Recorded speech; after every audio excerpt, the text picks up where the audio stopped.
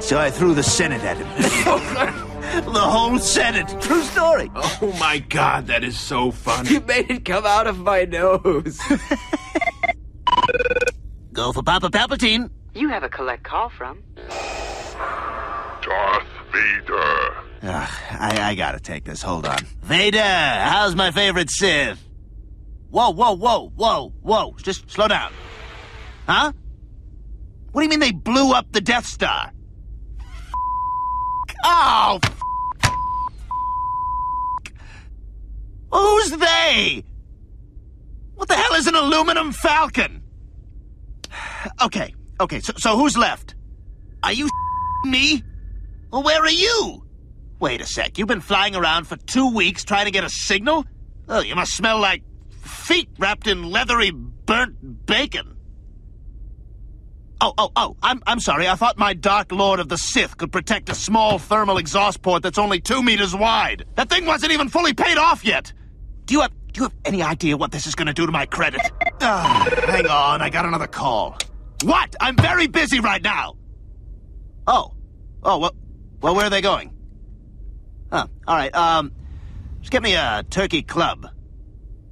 Coleslaw, I guess. I'm not even gonna eat it. What are you getting? Yeah, see, I always order the wrong thing.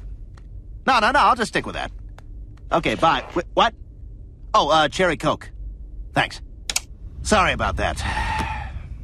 What? Oh, just rebuild it? Oh, that real f***ing original. And who's gonna give me a loan, jackhole? You? You got an ATM on that torso light bright? Now get your 7'2" asthmatic ass back here, or I'm gonna tell everyone what a whiny bitch you were about Padamame or Panda Bear or whatever the hell her name is. Oh, jeez, he's crying. Hey, come on, don't do that. Just, look, I'm just dealing with a lot of crap right now. Death Star blown up by a bunch of teenagers, I didn't mean to snap. Okay, just get back here. Okay, bye. I love you too.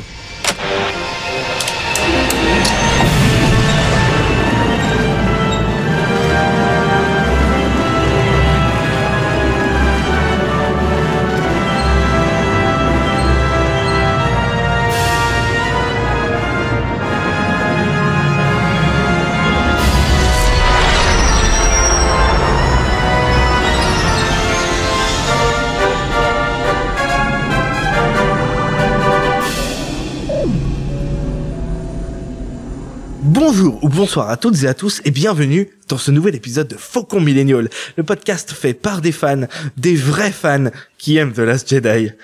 Je suis Grushkov et comme d'habitude je serai accompagné de mes chers camarades Tuki. Salut. Non, t'es trop loin du micro, rapproche-toi. Salut. 6 minutes. Salut tout le monde. Et Matt. Salut. Et un invité, Adrien, qui nous vient tout droit du patelin. Salut tout le monde. Et il est ici pour une raison très simple. On va parler de chips. Non, je plaisante. On va parler de fan-films. Et oui. Et Adrien, j'ai entendu dire que tu étais un expert dans ce domaine. Dis-nous en plus. Alors, les fan-films, c'est quelque chose que j'aime beaucoup. Forcément, sinon je ne serais pas à parler avec vous aujourd'hui. Et du coup, c'est en fait une passion qui m'est arrivée il y a à peu près 2 ans et demi. Et en fait, j'ai commencé une chaîne YouTube sur les fan-films, où je parle de fan-films, où j'analyse des fan-films et où je mets en avant des fan-films. Du coup, donc, voilà. Oui, et d'ailleurs, comment elle s'appelle ta chaîne YouTube ? Ah oui, j'ai oublié, oui, bien sûr. Ma chaîne YouTube s'appelle Le Patelin des Passions. Et donc tu parles de n'importe quel team de n'importe quel fan-film, pas que de Star Wars, Non, alors pas que de Star Wars. Néanmoins, il est certain que Star Wars c'est ma franchise préférée, je pense comme vous ici. C'est également l'un des principaux objets des fan-films, parce que c'est vraiment dans l'univers de Star Wars que l'on trouve le plus de créations artistiques faites par les fans, avec probablement Star Trek aussi, et Harry Potter aussi, qui arrive un peu derrière. Et du coup, voilà, donc forcément, aimant vraiment beaucoup Star Wars, aimant beaucoup les fan-films, j'ai décidé l'an prochain de m'orienter vers un mémoire justement dans mes études où je vais parler des fan-films de Star Wars. Classe. Ça va faire beaucoup de boulot. Hein, parce Je n'ai pas habitué à ce niveau-là de professionnalisme, en fait. Ah, je suis pas encore Non, c'est pro. On clair. verra l'année prochaine quand j'aurai fini mon mémoire. Hein. Ouais, mais déjà, voilà, pour une fois, il y a quelqu'un qui est vraiment calé sur son sujet ici. Ça fait J'essaye. plaisir. Tu veux faire quoi? Tu veux faire réalisateur ou rien à voir? Absolument pas, non. En fait, je fais des études de ciné, mais c'est vraiment des études théoriques. Ah. Et à la base, j'ai voulu en fait faire ces études-là pour apprendre un peu pas mal de trucs, notamment sur la réalisation, toujours dans l'optique de garder un petit peu cette idée de chaîne YouTube en fait à côté par rapport au fan film.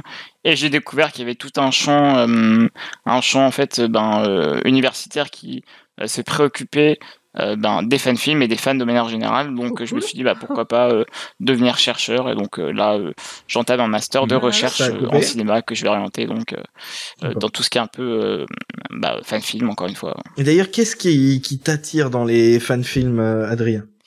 Alors les fan-films, ce qui m'a toujours attiré, c'est un peu l'aspect amateur et l'aspect en fait, l'idée que tout le monde puisse en faire et que même des gosses dans un garage peuvent faire un fan-film de Doctor Who ou de je sais pas Harry Potter par exemple.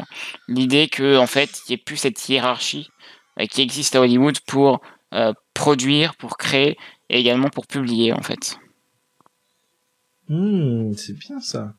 C'est vrai qu'en plus avec YouTube, tu vois qu'il y en a eu beaucoup plus. Parce qu'avant c'était quand même un truc super de niche et puis ça s'est vraiment démocratisé depuis pas mal d'années. Notamment là, grâce à Star Wars. sur YouTube. Et notamment grâce à Star Merci Wars. Star oui. Wars. Bah comme d'habitude, hein, j'ai envie de dire, Ah oui, c'est toujours les premiers sur l'info, hein, mieux que BFM. clairement. Et donc moi, par rapport au côté amateur, est-ce qu'il y a un truc, parce qu'à ce moment-là, ça pourrait aussi comprendre un peu les films un peu cheapos, les films les nanars, les trucs comme ça. Est-ce qu'il y a un truc dans le fan film, dans le fait que ça reprenne un univers spécifique que tu trouves intéressant ou peut-être autre chose? C'est-à-dire Par rapport à un film amateur qui utilise un univers original, je veux dire. tu veux dire les nouveautés que ces films-là peuvent apporter, par exemple? Ouais, et puis même un truc qui fait que tu t'intéresses plus aux fan-films qu'aux univers originaux faits par des amateurs.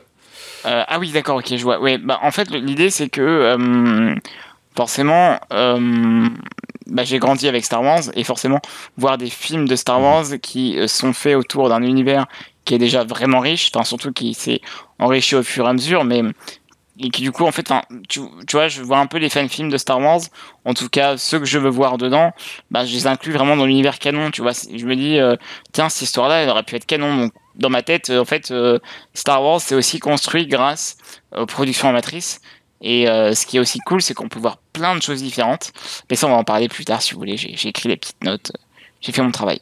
Cool.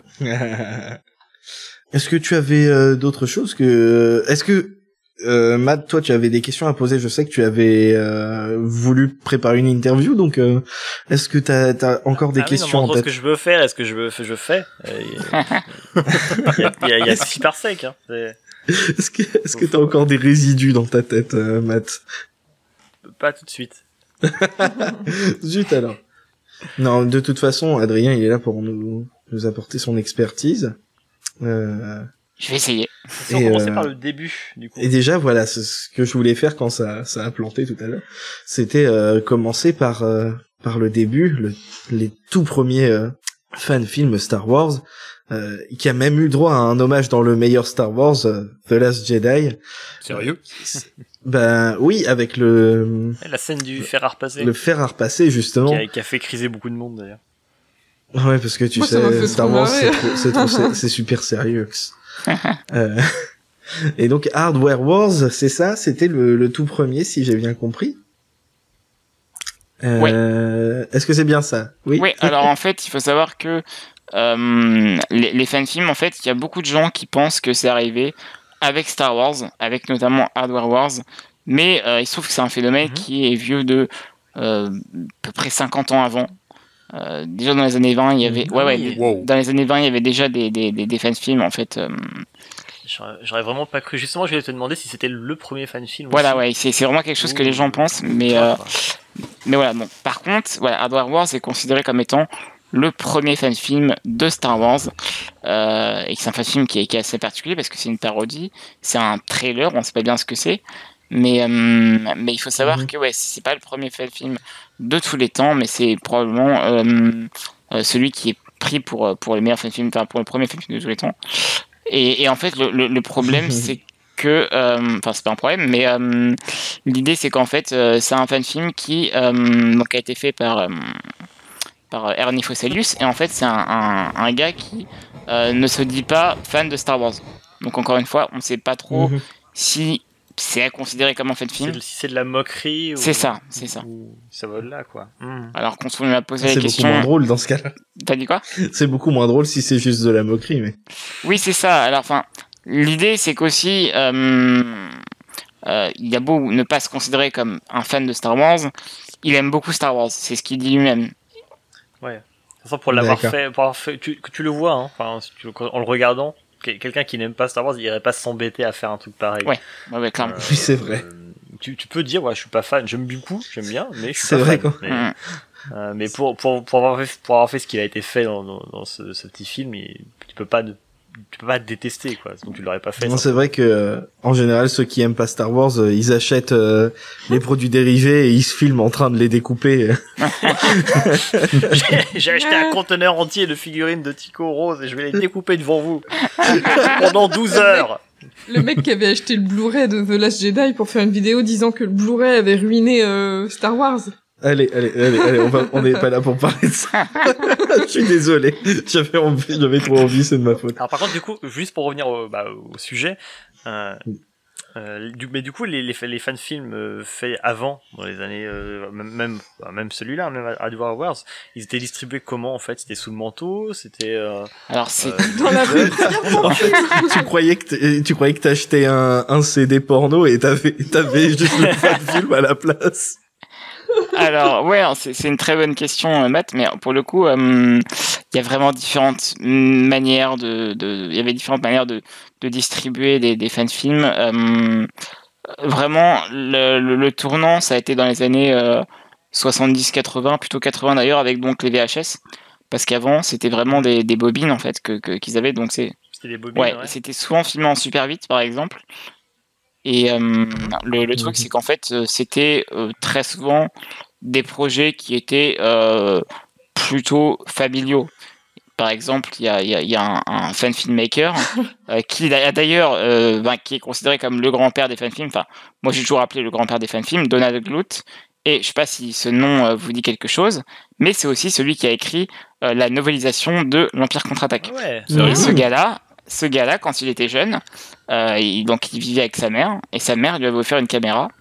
Et donc, il avait fait plein de films, genre Jurassic Park, il avait fait... Non, pas Jurassic Park, du coup, ça n'existe pas, mais plein de films avec des dinosaures. Et en fait, il a fait aussi des fan-films, en fait, de Spider-Man dans les années 60. Et en fait, ce gars-là, justement, faisait des films dans son coin. Il les partageait pas, mais il les partageait avec ses potes et avec les gens du quartier, mais il les donnait pas forcément. Et ce qui est marrant, c'est que ce gars-là est connu par des réalisateurs émérites comme comment il s'appelle? Mince, son nom m'échappe. Celui qui a réalisé The Thing, Halloween, Carpenter. Voilà. Ouais, Carpenter. Carpenter a dit que Carpentier, voilà. Mais Carpenter a dit que Donald Glut, c'était vraiment, quand il était gosse, un monument, quoi. C'est cool, ça, c'est bien. Ouais. On est là pour s'instruire, hein, vraiment. Merci beaucoup.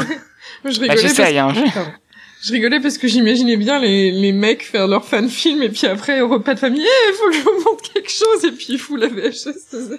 Mais c'était vraiment ça, hein. C'était vraiment ça. T'avais toujours cette dimension en fait familiale et en fait il y avait des créateurs de fan films dans les années 30, 40 en Amérique qui faisaient des fan films vraiment entre frères et sœurs, tu vois, et qui finalement tous les dîners de famille t'avais ça, à Noël t'avais ça, et puis ensuite la cassette voyageait dans la famille, tu vois, mais c'est la cassette, la bobine, mais c'est mais du coup c'était déjà des fan-films basés sur une licence existante.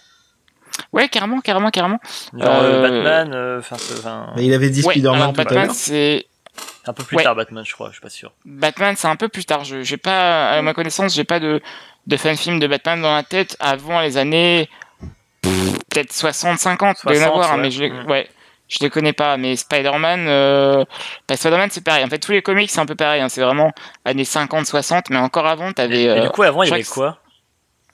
Bah t'avais pas mal de fan-films tirés de diverses tu sais, des pulps, genre Tarzan par exemple. D'accord, oui. Des Disney aussi, il y a un fan-film qui s'appelle Bambi meets Godzilla. Donc c'est un fan-film inspiré de Bambi et Godzilla. Bah je l'ai pas vu, ouais, mais voilà, je sais qu'il existe. Et pour le coup, ouais, c'est tu vois, il y a vraiment, enfin, même s'il y avait pas les franchises qu'on connaît vraiment beaucoup maintenant, il y avait des trucs sur les matériaux sur lesquels travailler, quoi. Est-ce qu'il y avait des fan-films tirés de livres? Ouais, bah Tarzan, comme j'ai dit. Bah oui. Ah, mais je savais pas que c'était un Ouais. pardon. Je suis un culte. C'est un pulp à la base, je crois. Ouais, je suis pas sûr, mais. Ah. Ouais, Okay. Mais oui, non, sinon il y avait quelques alors je sais pas s'il y avait des fan-films enfin connus, en tout cas je n'ai pas entendu parler, mais ça m'étonnerait pas que ça existe pas des fan-films, tu sais, de Cthulhu ou quoi que ce soit, tout ce qui est un petit peu la littérature américaine. Alors moi, pour revenir sur le Hardware Wars, le truc que je trouve assez dingue, c'est qu'il est quasiment sorti tout de suite après. Il est sorti en 78.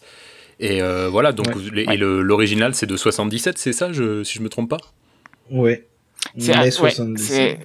C'est ça, ouais. Et donc ouais, tout de suite, il y a eu ce besoin d'adapter. Ça montre à quel point c'était vraiment un truc, un phénomène mondial, quoi. Ils n'ont pas attendu longtemps avant d'en faire un, quoi.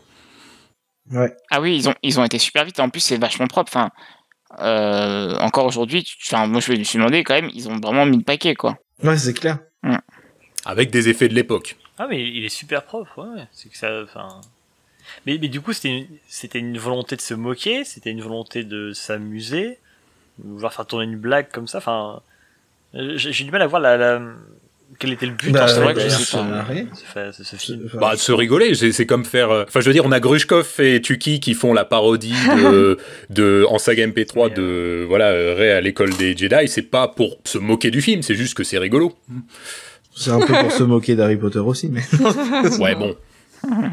Donc voilà, c'est possible de rigoler sans forcément vouloir être méchant. Rigoler avec et pas contre. Ouais, pareil. Pour l'émission, du coup, on a regardé Troops. D'ailleurs, je l'ai pas dit en début d'émission, mais si vous allez sur la chaîne YouTube de Faucon Millennial, et ben vous verrez une playlist dans laquelle il y a tous les fan-films dont on va parler et d'autres. Et donc, je voulais dire, pour l'émission, on a regardé Troops, qui est aussi une parodie. Cops. Voilà, émission de télé-réalité américaine qui suit des policiers dans leur vie de tous les jours avec des gros guillemets. Voilà, et du coup là c'est des Stormtroopers. Ça ressemble à ce qui est toujours fait actuellement, même en France, sur les reportages comme ça, qui suivent les policiers, les pompiers, les trucs comme ça. D'ailleurs dans Troops, ça avait quand même un ton particulier, il me semble, de mémoire. Ouais, ça fait partie de ces émissions qui sont auxquelles on reproche de vraiment déformer la réalité et notamment de faire peur aux bons Américains qui habitent dans leur banlieue. C'est vraiment du voyeurisme dans le milieu de la police. Et puis Cops, c'était un truc assez important. Je veux dire, ça a été parodié dans South Park. Il y a un épisode d'X-Files entièrement basé là-dessus, qui est génial d'ailleurs. C'était assez important à l'époque, Cops comme émission, je crois, aux États-Unis. Et du coup, ils ont parodié ça avec Star Wars. Mais il me semble que, Adrien, que c'est un peu un monument au niveau du fan film. Il a changé beaucoup de choses, je crois. C'est pour ça que je voulais en parler, oui. Ouais, alors. Moi, je vais faire une transition, tu vois. Quelle transition. Mais pour le coup, il faut savoir que tout à l'heure, quand Grushkov ou toi, Matt, je sais plus, m'a dit que justement Star Wars a un peu, avec YouTube, ça a changé, tu vois, les modes de transmission des fan-films. Ça a aussi et surtout commencé avec Troops, en fait. Dans l'idée que d'ailleurs. Oui, carrément. Ça a été le premier distribué sur Internet. Alors, ça n'a pas été le premier distribué sur Internet, mais ça a été vraiment le premier à exploser, en fait. Il me semble quand même que le site sur lequel il était hébergé a genre planté ou quoi que ce soit. Il y avait vraiment des milliers de téléchargements. Et puis, à l'époque, pour télécharger un film de 10 minutes comme ça, je sais plus combien c'est exactement, je crois que c'est 13 minutes. Pour télécharger un film de 13 minutes comme ça, vraiment, ça te mettait plusieurs jours, même des fois. Oui, parce que alors, si jamais on a des ados qui nous écoutent, le streaming à l'époque, c'était même pas la peine d'y penser. Hein. Ça n'existait pas. C'est clair. Juste pour rappeler, nous on avait des modems qui faisaient un bruit pas possible. Internet, hein, c'était pas la peine Et d'y si on penser. voulait ne serait-ce qu'une seule chanson en MP3, il fallait parfois attendre une bonne demi-heure, voire plutôt 1 heure. Donc, ouais, Et des fois, le tu te streaming, faisais on avoir et oublie, c'était du clairement, porn. à l'époque. Voilà, des fois tu téléchargeais Blanche et les 7 nains, et les 7 nains, ils étaient pas si nains que ça. Voilà. Et donc moi, Moi, ce que un autre truc qui est frappant quand on compare celui-là, voilà, au vieux Hardware Wars, pardon, c'est là pour le coup, on a affaire à un truc où même s'ils ont un ton rigolo, ils font quand même ils ont des bons costumes. Ils essaient vraiment, Ouais, là c'est c'est pas de la parodie, enfin c'est la Ils parodie de jouent bien. Cops, mais pas vraiment de la parodie de. Enfin, c'est surtout au niveau du costume. Est-ce que c'est les premiers films où ils essaient de faire attention à ça, ou les films précédents déjà ils essayaient quand même de faire gaffe, voilà, à avoir les vraies armures de Stormtrooper, les vrais costumes de Jawa, tout ça. Il y avait déjà, il me semble, j'en ai pas trop la connaissance, justement j'en cherche activement pour ma mémoire des fan-films de cette époque, parce que on va rappeler que Troops est sorti en 97, on l'a peut-être pas dit, je sais plus. Ouais. Mais, Non, on l'a pas dit, pardon. Mais voilà, La donc même année que l'édition spéciale, hein, si jamais. absolument. Et donc en fait, Troops, donc qui a été réalisé par Kevin Rubio, il faut savoir que ils ont vraiment mis un point d'honneur sur les costumes, mais je pense que ça se faisait avant parce que il y avait déjà des cosplayers, notamment les personnages que tu vois, c'est des cosplayers et des cosplayeuses à la base en fait. Et Mais les deux milieux sont extrêmement entremêlés en fait, hein, simplement. oh oui, Si oh oui, le clairement. milieu du cosplay évolue au niveau de la qualité des costumes, bah forcément ça se ressent dans les films, les fan-films. Bien sûr. D'ailleurs, je sais pas si vous l'avez remarqué, mais on dirait que je suis dans un podcast, mais genre vidéo sur YouTube avec cette phrase. Mais je sais pas si vous avez fait gaffe, mais dans Troops, c'est assez rigolo. Il y a un des Stormtroopers qui est en fait joué par une femme, il me semble, qui a des talons parce qu'ils avaient plus de chaussures en fait disponibles de l'armure de Stormtrooper. Et du coup, il y a des talons blancs et c'est très drôle parce ça, que j'avais pas c'est- vu. Je l'ai tiens. envoyé. Ah, j'ai pas fait. C'est vraiment un Mais, talon dans le désert, il faut que je voie ça. Ouais, ah non, mais ça a été un enfer pour faire ce film. Mais il a été filmé où, en Californie, enfin en Nevada, quelque chose comme ça. Californie. En fait, il faisait, je crois, il faisait genre 2 heures de route pour aller dans le désert tous les matins. Le tournage n'a pas duré très longtemps. À tourner. Ah. Je crois qu'il a pris genre 2 jours, un week-end, je crois. Ce qui est relativement assez court, hein, finalement. Oui, un week-end, oui, ça se tient. Ouais. Mais il me semble, je suis vraiment pas sûr de ce que je dis parce que j'ai lu un truc dessus, mais c'était un moment donc je me rappelle plus, mais il me semble que c'est un week-end, ouais.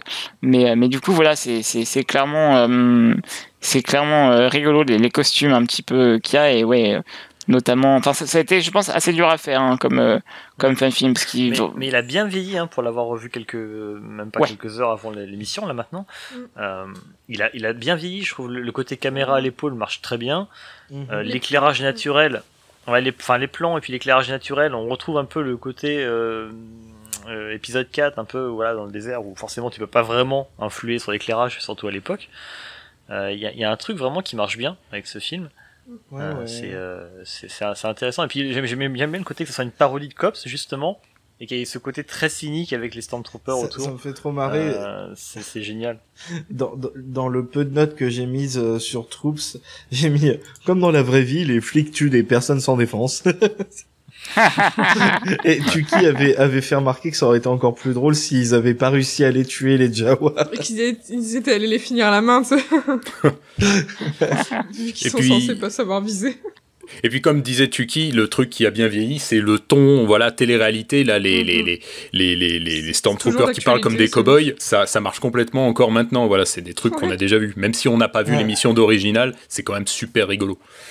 J'ai vraiment Il y aura l'impression que je Troops peux 2 à une faire différence. maintenant avec toutes les bavures policières qu'il y a en ce moment aux États-Unis.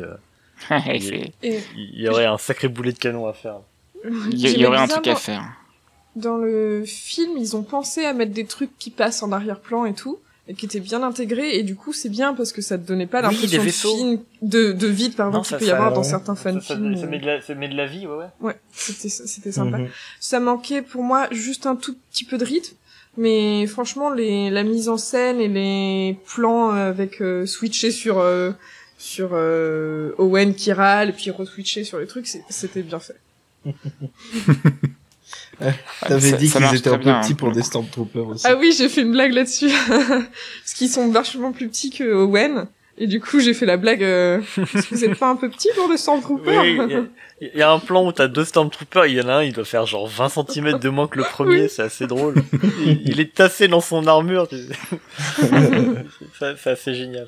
Mais non, même, enfin, ouais, il manque un tout petit peu de rythme, mais il y a des plans, enfin, toute la séquence Jawa, je crois que c'est c'est la mieux filmée, il me semble, je crois. Il y a vraiment ce côté dynamique, vivant, les trucs qui se passent hors champ et après la caméra bouge en fonction, enfin, c'est... Moi, je suis d'accord. Ouais. Niveau rythme, c'est pas le pire de ce qu'on ait vu. Non, et Non, la scène de Beru et Owen est vachement bien filmée aussi parce que ça ressemble vraiment au truc qu'il y a même aujourd'hui dans ce genre d'émission. Ce genre de plan où ils essayent de cadrer le visage des gens. Il a vraiment tapé très juste, hein, le réal, ouais. Et d'ailleurs, il y a tout ce qui est la critique de la société. Pour le coup, ce film-là le fait très bien, donc, avec les violences policières et même ne serait-ce que Aunt Beru, par exemple, elle est clairement victime dans l'histoire et les flics s'en foutent, quoi. Enfin, Oui, Ouais, c'est ils ça. sont genre, c'est bon, elle fait une crise. C'est ça. Du coup, c'est assez intéressant. Et donc, vous dites du bien de Kevin Rubio, mais est-ce que vous saviez, donc le réalisateur de Troops, mais est-ce que vous saviez que il a travaillé quelques années plus tard pour une série qui s'appelle Star Wars The Clone Wars. Ah ben là. Non, Ça, Je c'est disais que son nom, il me disait un truc. Ah, ça c'est la méga classe, ça. Ouais, Trop bien. et il y a beaucoup de liens entre les fan filmmakers et les Il a œuvres. fait quoi pour Clone Wars, du coup? Je crois qu'il a scénarisé quelques épisodes, il me semble. Classe. Ah ouais, Ouais. classe. Super Bon, classe. Grushkov, il faut qu'on se mette à faire nos fan films aussi, hein, c'est bon là. Ouais, on va faire un fan film, hein. Et puis, Ouais, c'est clair. comme ça, on se retrouve dans 5 ans. Et du coup, comme on disait là, c'est vrai que ce qui est bien, c'est que même si c'est un truc un peu rigolo, que c'est un peu parodique, tout ça, il y a vraiment beaucoup d'efforts qui est mis dans le truc. Et en plus, ça a des choses à dire. Et par contre, il y en a un autre qui a beaucoup d'efforts mis dans la mise en scène, des trucs comme ça, et qui a fait beaucoup de buzz, mais que moi je trouve qui est vraiment vide par contre au niveau des messages, Quelle voire même un transition. peu difficile. Mais je sais que toi, Adrien, tu l'aimes bien. C'est Darth Maul Apprentice qui est sorti en 2016, 2015. Ah, j'allais dire 2016, 2015. Bah, sur YouTube, il dit 2016, mais peut-être qu'il Ah l'a non, t'as sorti raison, ailleurs. t'as sûrement raison, mais je confonds. Ouais, t'as Ok, raison. c'est bon. Donc Ouais. j'avais bien raison. Et Oui, désolé. et du coup, de quoi ça parle celui-là? Pourquoi tu l'aimes, Adrien? Alors, Maul, faut savoir que c'est un des premiers vrais fan-films que j'ai vraiment, qui m'a vraiment donné envie de travailler sur les fan-films et qui me suis dit tiens, c'est marrant, personne n'en parle de ça. Enfin, on en parlait, mais d'un point de vue assez anecdotique, en disant bah tiens, regardez, il y a un fan-film de Star Wars qui est sorti. Et du coup, moi, j'ai envie d'en apprendre Enfin, plus. c'est le plus vu, je crois. C'est le plus vu actuellement sur YouTube. me semble. Non, je pense pas. De Star Wars, tu veux dire? Ouais. Ah, je sais pas. Non, De je toute pense la que liste, c'est Vader. le plus vu que de ceux qu'on a vus là dans notre Ah ouais, playlist, même Vador? Ouais, il a, Vador a 10 millions, celui-là il a 20 millions. Ah non, Vador, on a dit on n'en parlait pas. Oui. Ouais, c'est vrai. Oui. Vador très surcoté pour le coup, je suis d'accord avec vous. Mais oui, non, en tout cas, Maul, du coup, ça a été un des petits clics dans ma tête, un des clics en fait en me disant tiens, c'est intéressant les films. Et finalement, j'ai commencé ma chaîne YouTube 6 mois après à peu près, 6 mois après l'avoir vu. Et ouais, alors. De quoi tu dis? Non, je dis ça t'as eu le déclic en fait quoi. Ouais, clairement, ouais, parce qu'en fait, je trouvais que le traitement du personnage de Maul était vraiment très bien foutu et enfin peut-être même mieux que dans The Phantom Menace, quoi. Il a plus de temps d'écran il a déjà limite là. plus de temps d'écran, ouais. Ouais, c'est J'aimais vrai. bien le costume qu'ils lui ont fait, donc ils ont essayé de reprendre celui de Maul, mais il avait la façon dont ils ont fait le maquillage au niveau de la bouche, on dirait que il me faisait penser à un hamster, tu sais, ou un animal qui aurait bouffé tous les bonbons et qui est genre non, c'est pas moi, avec la lèvre comme ça rentrée, ça me faisait mal. Et j'ai remarqué, il y avait un petit truc avec le maquillage au niveau de la bouche aussi. Ouais. Ah, j'ai pas fait attention. C'était très Mais rigolo. moi, ce que j'ai retenu, c'est que techniquement, il est très très propre. Ouais, c'est encore aujourd'hui un des plus beaux. C'est une démonstration, je crois. Enfin, il fait plus démo technique du coup pour moi qu'autre chose. En fait, c'est plus une volonté de montrer ce qu'on sait faire, parce que c'est s'ils savent faire quoi, plus que d'exprimer quelque chose vraiment quoi. Parce que au-delà du fait tout petit développement qu'a Maul, tout le reste c'est vraiment une débauche d'effets quoi. Ouais. Enfin, je trouve. Hein, Ils se sont fail sur la police en plus, la police d'écriture. D'accord. Du début. Bah ouais, mais c'est important. Ce qui m'a fait vraiment plaisir, par contre, à moi, c'est qu'ils ont pas remis Duel of the Fates et Ouais. ils ont fait leur propre musique. Et c'est bien. Même, Faut pas toucher à je Duel of the dirais, Fates. ça aurait peut-être été mieux s'ils avaient fait une musique originale en mettant des touches de Duel D'ailleurs, j'en of the profite Fates. pour poser la question maintenant. La position de Lucasfilm vis-à-vis de ça, c'est quoi? C'est on laisse faire, ils peuvent utiliser les musiques, c'est bon, c'est toléré, ou ils sont au contraire assez regardants et il faut mieux faire du contenu entièrement original, quitte à être basé sur la licence quand même.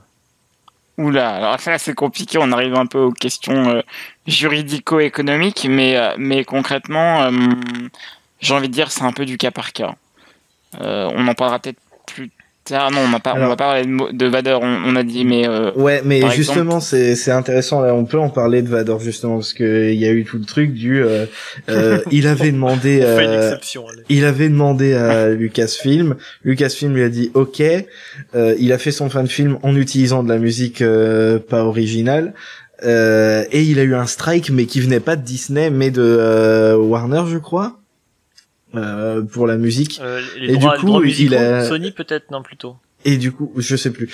Bref, et du coup, c'était pas Disney. C'est ça qui est important parce que après, il a dit à tout le monde que Disney c'était des gros connards parce qu'il lui avait dit qu'il pouvait. Et puis il y a eu une autre boîte qui l'a empêché. Du coup, c'est la faute de Disney, ces gros bâtards. Et le gars de Star Wars c'était Story, débile. je suis pas vraiment pas fan, hein, pour le coup. ouais, c'est-à-dire que il fait partie. On peut comprendre la frustration quand même. Oui, Ah oui, mais faut savoir Oui, mais vers faut pas qui l'a dire des dirigé. conneries, quoi. Et il a pas fait ça comme il fallait. Donc voilà, a priori, ça dit quand même que Disney et Lucasfilm, eux, ils sont largement ok avec Ils sont plutôt avec ces cool avec trucs-là. ça. Ouais. Ouais. Alors encore une fois, ça dépend. Ça dépend pas forcément parce que Il y en a eu des films strikés ou interrompus en cours de production par Lucasfilm du coup. eh ben justement, je pense que vous alliez en parler, mais Vader en fait au début a failli pas se faire en fait.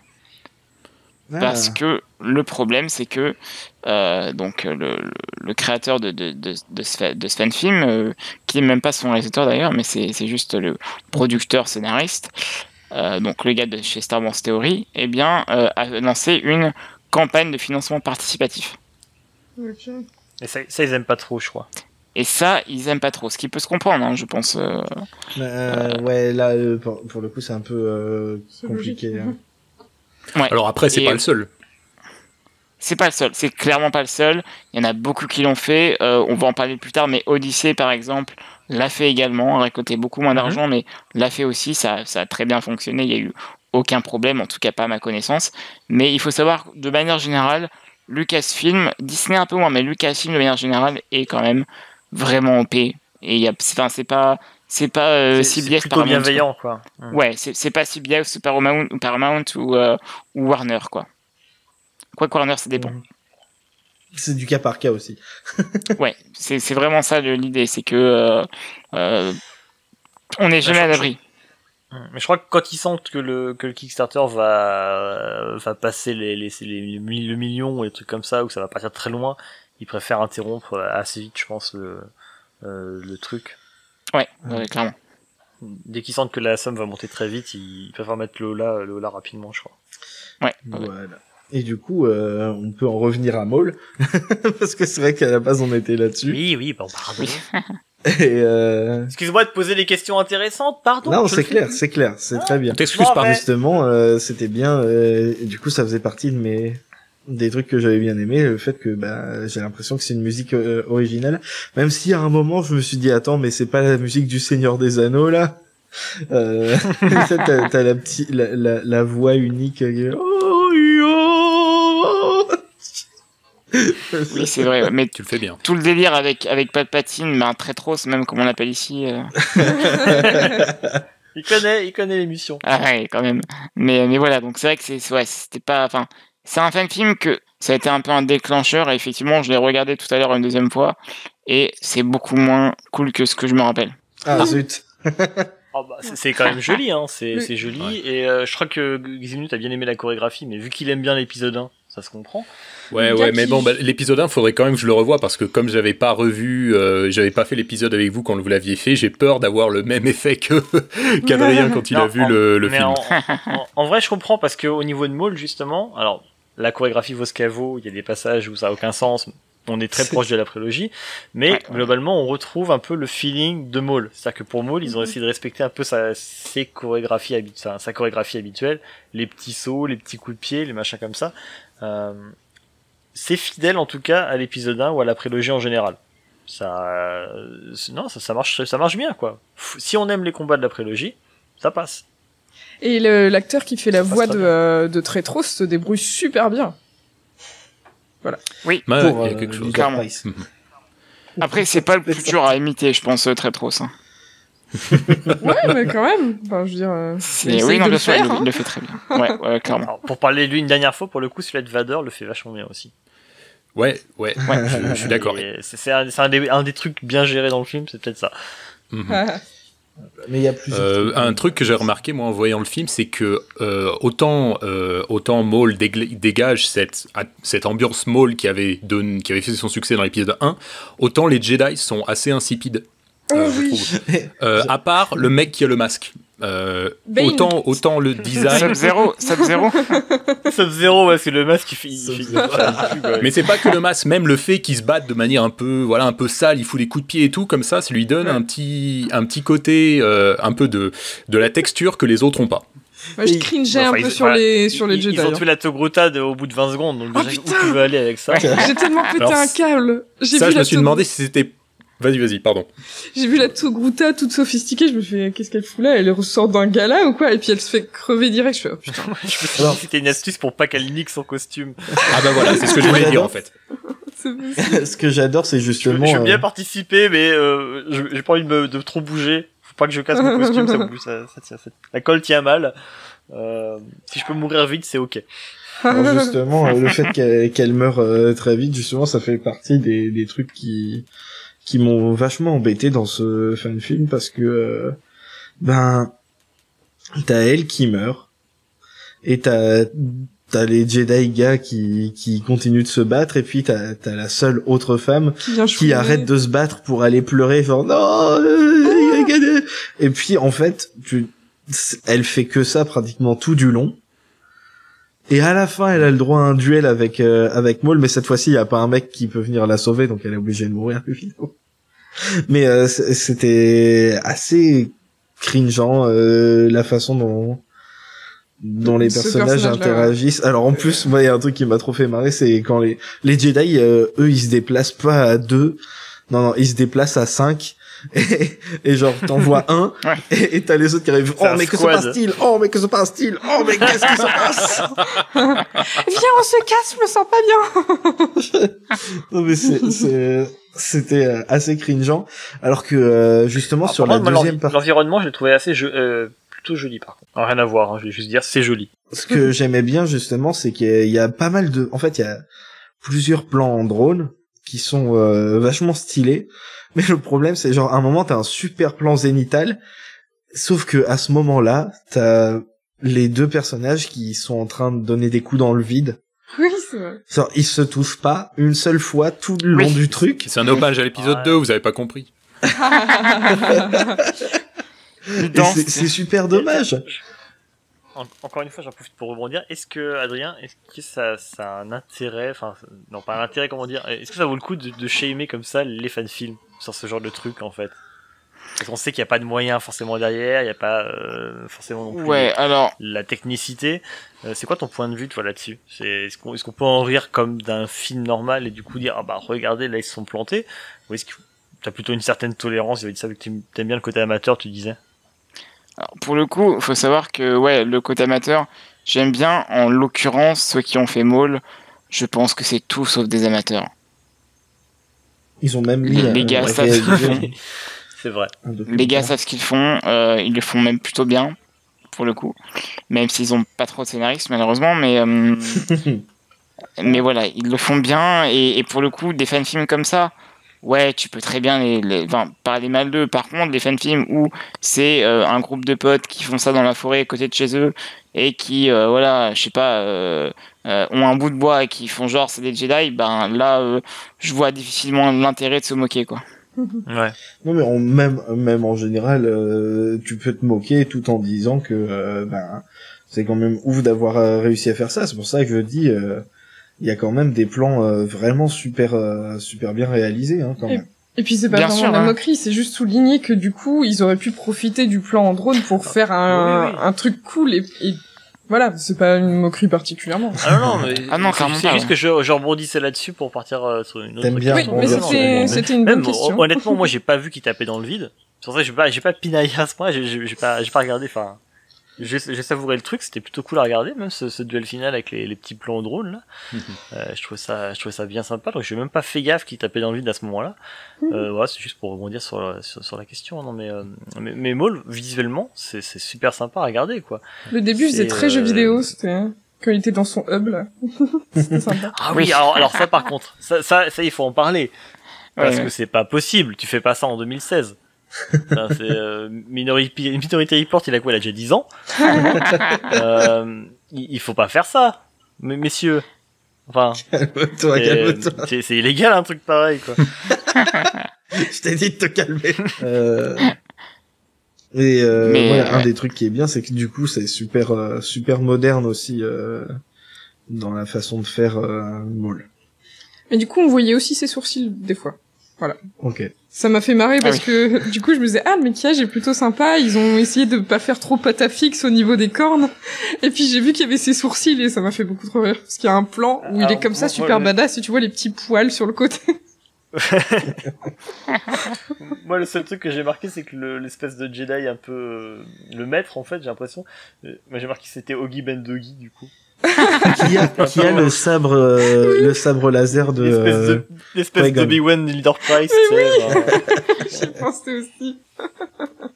Et ouais, bon, pour le coup, ce film est vraiment moyen à y repenser. Après, j'avais beaucoup aimé le traitement du personnage de Maul dedans, et notamment sa relation avec la Padawan, parce que du coup, toute l'idée en fait que le vrai méchant dans l'histoire, c'est pas Maul, mais c'est Palpatine. Et bien en fait, on la ressent dans ce fan-film parce que on voit bien à travers le regard de Maul, à travers les quelques plans finaux où il regarde la Padawan en se disant mince, qu'est-ce que je fais? Est-ce que je la tue ou pas? On voit bien qu'il y a des sentiments derrière. Et pour le coup, ça augmente un peu le background et honnêtement, ça marche plutôt bien avec toute la reprise de Maul et son arc dans Star Wars Rebels, quoi. Oui, ouais. Maul est bien traité, mais les Jedi sont... Ouais, non, ils sont Du coup, ouais. j'en profite. J'ai une question qui n'était pas prévue, mais alors pour toi, celui-là, il pourrait être canon ou pas? D'après moi, celui-ci pourrait carrément être canon pour le coup. On va faire ça tout le long, ça va être rigolo. Ouais, punaise, les pauvres Jedi, tu vas pas leur faire ça en plus. Oh, punaise, ils sont déjà assez débiles comme ça dans la prélogie. Mais je sais, ouais, il me semble que, enfin, Maul, il n'est pas justement connu, enfin, il n'est pas connu par les Jedi, mais il me semble qu'avant le 1, il y a tout le délire de, en gros, il a tué des Jedi qui sont disparus, on sait pas trop comment, ou non, il n'y a pas ça? Je sais plus. Dans le canon, je sais pas, il y avait un super livre qui s'appelle L'ombre du chasseur dans le Légende. Si vous aimez Maul, faut le lire, il est super cool. Oui. Où là, il traque effectivement un apprenti de Jedi dans les souterrains, dans les sous-sols de Coruscant, c'est assez cool. Je sais pas s'il y a autre chose. honnêtement, surtout dans le nouveau canon. Bah dans la prélo, y a pas grand chose parce que de toute façon les Jedi ils arrivent même pas à sentir qu'il y a un Sith juste à 2 cm d'eux, donc ils sentent pas que leurs potes sont en train de crever à l'autre bout de la galaxie. Les Jedi en mousse, quoi, putain. Mais Maître Sifo-Dyas, il est pas genre mort il y a 10 ans. Oh. Et du coup, je voulais aussi parler d'un autre qui est très joli dans un autre style, qui s'appelle Rebel Scum. J'adore. Que j'ai trouvé assez sympa, même si je l'aime beaucoup.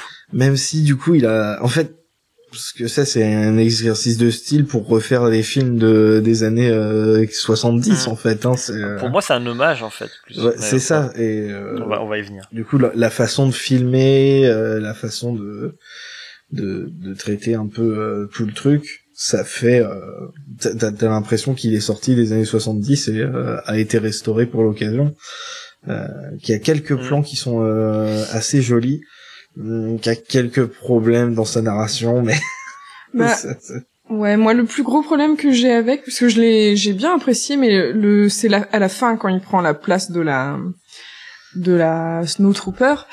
Et qu'il se retourne face caméra et qu'il regarde l'hologramme de sa famille, je trouvais que c'était vraiment surfait, alors que juste après, il y a le plan... un petit peu too much. Ouais, il y avait le plan de la nana dans sa tenue à lui, juste après, ça suffisait amplement, il y avait pas besoin de le laisser 5 minutes devant son hologramme, juste devant les autres mecs, tu sais, c'était vraiment pas nécessaire et un peu problématique, genre le mec il a un comportement bizarre, tu vois, les gens ils le voient arriver, ils sont qu'est-ce qu'il fait.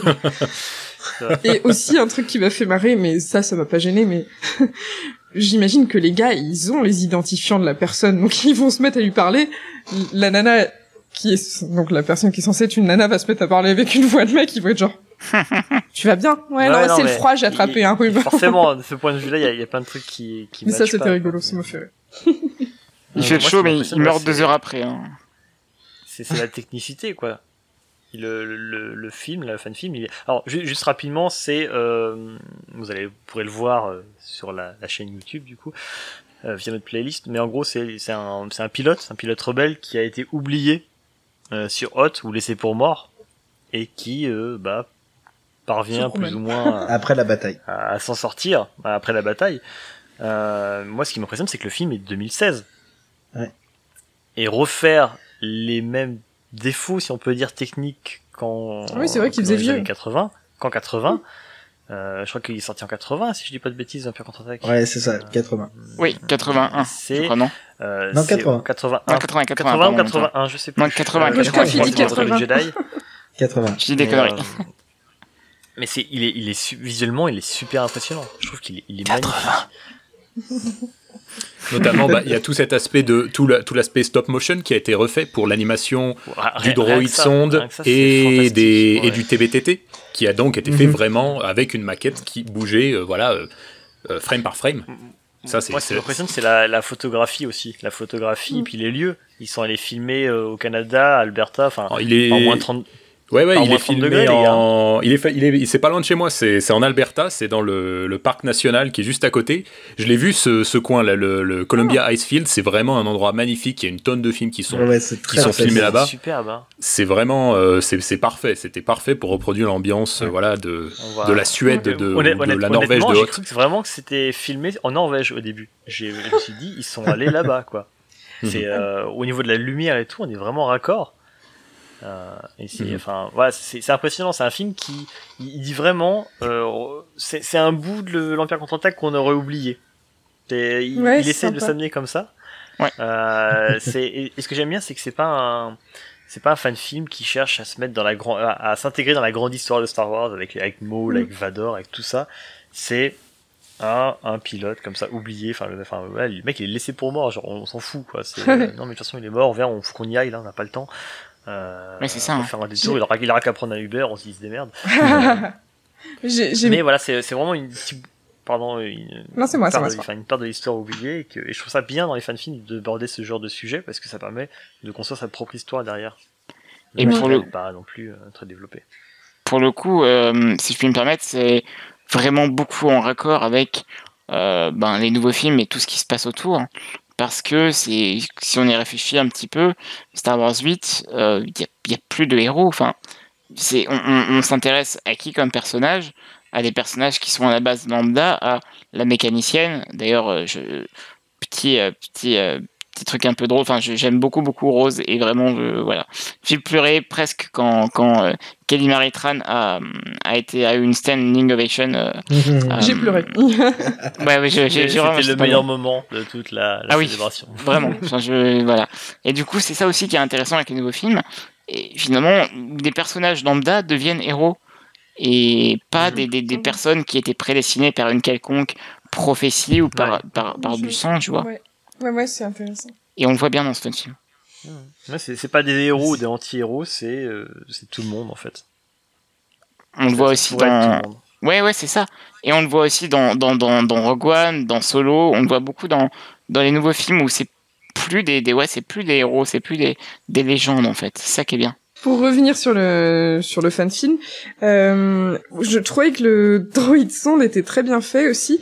Le seul truc que j'ai trouvé moins bien fait, c'est le AT-AT. Ils avaient vraiment un problème avec l'incrustation quand on le regarde marcher, et notamment ses pattes, ça fait vraiment pas du tout bien intégré et ça fait pas vrai. Mais sinon c'est l'animation qui te faisait. L'animation, le fait qu'on a l'impression qu'en fait il flotte, il touche pas le sol et qu'il est. Si tu regardes en haut, il est bien intégré au niveau de la lumière et tout, mais si tu regardes ses pattes par rapport au sol, on dirait vraiment qu'il flotte, qu'il est pas sur le sol. J'ai pas de souvenir. T'as pas l'impression de l'impact dans la neige. Il y a peut-être un moment à la fin où ça le fait moyen, ouais. Voilà. C'est vrai que sur la fin, t'as l'impression qu'il a déjà atteint son maximum niveau effet, mais sinon c'était. Et sur la fin, ils étaient un peu fatigués, ils en avaient un peu marre. Ils avaient plus de budget, ils se sont dit oh la merde, on a tout dépensé pour le droïde. Qu'est-ce qu'on fait? En fait, c'est pour ça qu'ils ont mis la scène de l'hologramme. Regardez pas notre AT-AT qui a du mal à marcher dans la neige. Et d'ailleurs, tout à l'heure, on disait justement au niveau des sons et de la réalisation, justement, ils sont allés à fond dans l'hommage. Dans l'hommage, et vraiment le son est vraiment super bien géré. Et justement, je sais pas s'il y en a qui sont au courant, mais la musique de fin, c'est Mars de Gustav Holst, qui a été une des inspirations et des des tracks temporaires du premier Star Wars. C'est même la toute première après le bandeau défilant, qui était intégrée pendant le montage, pour faire le montage du premier Star Wars de 77. Et du coup, voilà. Pour te compléter, la première, c'est Vénus. C'est dans la description de la vidéo, carrément. Ah, j'avais pas fait attention qu'il y avait Vénus aussi. Ouais. Donc, il y a les deux. D'ailleurs, c'est un super complètement album. ça. Alors moi, je suis d'accord sur la plupart des choses qui ont été faites, ce qui ont été dit, notamment sur tout ce qui est sur la photographie. Moi, personnellement, quand je regarde un fan film ou n'importe quel film, en fait, ce qui va me sortir du truc, en me disant ouais non c'est cheapo, c'est tout, c'est vraiment la manière dont les plans sont découpés. C'est un truc qui m'a sorti d'un certain nombre de films que j'ai regardé là avant le début de l'émission. Celui-ci vraiment s'en sort magistralement. Les plans sont bien équilibrés, ils sont réalistes, il y a des mouvements de caméra comme il faut. Alors après, les mecs prennent pas trop de risques. Ils ont vraiment pris le style ils ont carrément presque pastiché le style des films. Ils ont pris vraiment les mouvements qui étaient originaires des. Le truc, c'est qu'ils ont, alors après, on peut lui reprocher éventuellement le manque de prise de risque. Ils ont pris ce qui marchait, ils ont fait exactement la même chose. C'est peut-être un reproche qu'on peut faire, mais quelque part, je préfère ça par rapport à d'autres films. Moi, je vois le côté hommage. Oui, il y a ce côté-là aussi, je pense. Ouais, complètement. Mais voilà, on peut voir ça des deux façons. Personnellement, je préfère ça plutôt que des plans mal équilibrés qui vont vraiment me sortir du film. Bien sûr, mais de tous ceux que j'ai vus, je trouvais que c'était celui qui avait la meilleure photographie, les meilleurs plans. Ils ont calqué la réal de Kirchner tout le long en fait, enfin presque. Mais... Oui, c'est ça. Et Carpenter, je trouvais aussi un peu. Mais si c'est vraiment un hommage, les mecs ils disent on est en 2016, on essaie de faire pareil maintenant. C'est un beau challenge quoi. Ouais. Et un dernier truc que j'ai noté, de tous les fanfilms que j'ai trouvé que même s'il parle pas beaucoup, c'était le héros le plus attachant que je trouvais de tous les films que j'ai vus, parce que tu le sens vraiment dans la détresse et tout. c'est vraiment, voilà, quand je le vois assis dans la neige comme ça, mais j'avais vraiment de la peine pour lui. J'étais vraiment attaché au personnage, même si finalement je connais pas son histoire, et il parle pas beaucoup, ça m'a vraiment touché. Donc Ouais, encore une fois, c'est c'est aussi un un truc humain qui m'a fait normal. aimer le film. Ouais, c'est un humain normal en fait. C'est ça le truc en fait, c'est qu'on est forcément attiré par la vie d'un mec lambda, un rebelle lambda et pas un héros, pas un... Non, ça marche très très bien, c'est complètement ça, voilà, on n'a pas besoin d'avoir des mecs légendaires qui vont libérer une planète à eux tout seuls, et justement, c'est ça le tour de force, parce que le mec parle presque pas, voire pas du tout, non, si, quand même, il appelle au tout début, il appelle ses potes, mais c'est tout, et pourtant, on arrive à créer un attachement avec le personnage, donc ça faisait partie de la réussite du fan-film pour moi. Ouais, et ça, on pourra en parler quand on parlera de la nouvelle trilogie. Vas-y. De quoi? Bah, de l'aspect Monsieur Tout-le-Monde. Ah oui. Non, par contre, ce qui est un autre où ça parle pas beaucoup et qui est aussi une sorte d'exercice de style, c'est TIE Fighter, qui a eu un gros buzz aussi à un moment, qui est un animé. Ce truc. Alors moi je l'ai pas revu pour l'occasion parce qu'on en a parlé aujourd'hui vite fait. Bah, moi, je savais pas qu'il fallait le voir. Non mais voilà, c'est-à-dire que t'as Matt qui est arrivé c'est qui décidé, fait hein. on va regarder ça, mais je fais, non. Mais bon, moi je l'avais déjà vu. Mais voilà, c'est bien, c'est cool, c'est refaire des trucs dans un autre style. Et du coup, Matt, qu'est-ce que c'est TIE Fighter? Explique un petit peu. TIE Fighter, c'est l'histoire de TIE Fighter dans l'espace qui se battent. Voilà. Du coup, on peut passer à la suite. En gros, c'est une bataille spatiale, si on veut faire très court. Voilà, il y a pas plus simple. C'est une bataille spatiale entre des chasseurs taille et des X-Wing, enfin entre l'Empire et les lance-rebelles, quoi. Il y a pas énormément d'autres choses à dire. Et puis surtout, c'est fait dans un style d'animation japonaise. C'est ça la l'intérêt, façon dont en fait. c'est fait, quoi. C'est qu'on retrouve Gundam, on retrouve pas mal d'animés dans ce style. C'est ouf qu'il y ait des Gundam dans Et Star Wars c'est d'ailleurs. super bien fait, quoi. Non mais fais pas ça. C'est pas ça que je veux dire. Ah ça y est, il parle plus maintenant. Ouais, je bouge. Bon, Ouais. démerdez-vous, je m'en vais. Moi, je l'ai vu. Alors, je regarde pas des tonnes d'animations japonaises. Et j'ai presque. Alors, donc, c'est ce que tu disais, Grushkov. Il y a 0 dialogue dans tout le film. C'est uniquement de la musique. Et j'ai presque regretté que la musique, il soit pas allé à fond dans le délire Japanimation avec, je sais pas moi, un thème chanté, avec comme dans un animé classique. Plutôt que de faire uniquement un instrumental. Ça m'a. Ah, il y a j'aurais un bien truc aimé. à faire, c'est clair. Tu le fais en yaourt. Mais oui, carrément, voilà, j'aurais kiffé. Star Wars. Mais Mais non, tu le fais en UTES. ouais. En même temps, c'est l'œuvre d'un seul mec, hein. C'est Ah oui, je pas pinaille. que d'un seul mec, mais Paul Johnson, il a quasiment fait ça tout seul, quoi, pendant 4 ans. Ça a pris 4 ans de faire ce truc-là. Il me semble qu'il a fait une version remasterisée d'ailleurs. Il y a une version remasterisée, ouais. Je crois. Ouais. Ah, ouais, ok. Voilà. Et du coup, Alors est-ce que vous après, aviez d'autres j'ai trouvé que choses c'était à un peu le dire sur bordel, ce- c'était un peu difficile à suivre, je trouvais parfois. Mais encore une fois, c'est t'as parce pas que l'habitude des animés. ouais, Mais, je pense qu'il doit y avoir de ça. Mais c'est superbe, c'est vraiment très beau, c'est punchy, ça bouge bien, c'est très bien dessiné, bien animé. Ouais. J'aime le fait qu'on voit quelques pilotes également pendant les phases de combat, à travers le casque, il y a des petits effets comme ça, voilà, qui rappellent des trucs comme Gundam, tout ça aussi. C'est très cool. Et ça te donne envie de j'aimerais bien suivre un peu ces pilotes, voir ce qu'ils font derrière et tout. Et je pense que à mon avis, le fanfilm a été inspiré des bouquins des X-Wing. Il y a forcément un bout de ça derrière, je pense, quelque chose comme ça. On retrouve, enfin, je sais pas, moi vraiment quand je le vois, je retrouve des fils de cette série de bouquins. Même si du coup le point de vue est du côté impérial, il y a un petit truc comme ça qui est très sympa. Eh oui. Ça donne envie d'une série entière comme ça, avec ce style. En parlant de point de vue impérial, là récemment, là en 2018, il y en a eu 2 qui sont sortis qui. Putain, t'es chaud sur les transitions, c'est ça? Ouais, j'avoue. Incroyable. Dont un des 2, Non, juste... moi, je en fait, niveau. les 2 qui sont sortis là, clairement, ils ont une inspiration Rogue One. Et Alors, il y en a attention, un des 2. c'est en 2016, hein.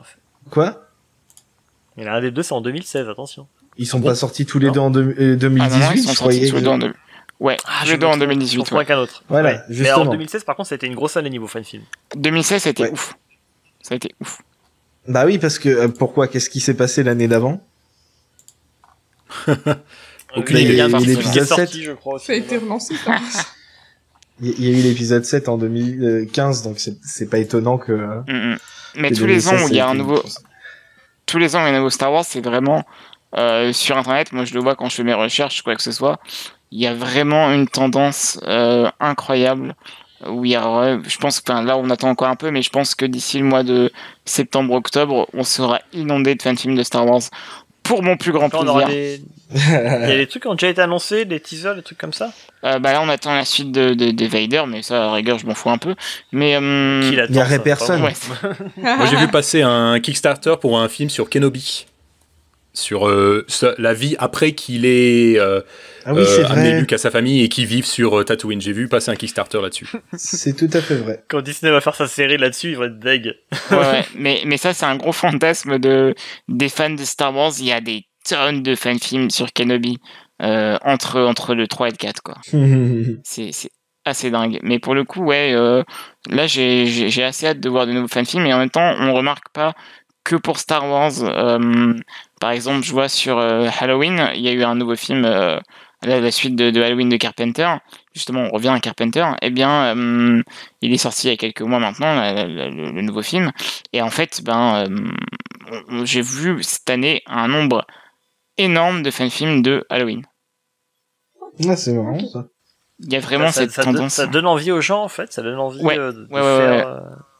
Vraiment. C'est marrant. T'as vraiment des périodes comme ça. Genre, quand il y a un vendredi 13, tu peux être sûr qu'il y a au moins 2-3 personnes qui vont poster un fanfilm de Jason Voorhees, quoi. Il y a forcément un samedi 14 après. Quand il y a un vendredi 13. Bon, ça suffit maintenant. Du coup, moi, vous Merci, m'avez Lucky. coupé en plein élan, mais du coup, on va peut-être pas en parler. Alors, on y revient. Parce pardon. que, ça fait quand même plus d'une heure Pardon, d'émission, là, Christophe. maintenant, on va se calmer. Du coup, je parlais de 2 fanfilms qui sont sortis en 2018 qui ont une grosse empreinte Rogue One, ce qui m'avait inquiété au début, parce que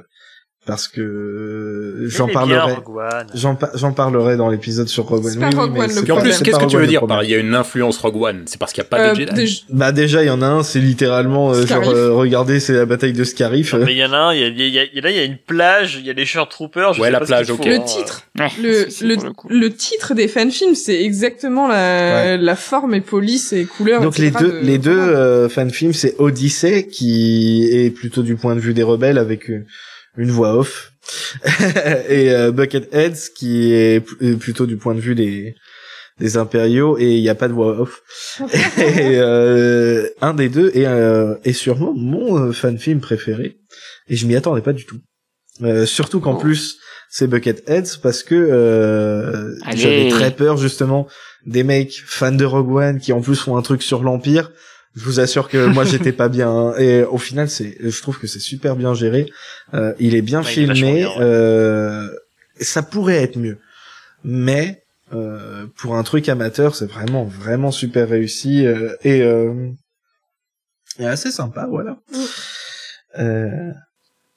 Juste, je profite. Bucketheads a été mon fanfilm de l'année 2018. Je dis juste ça.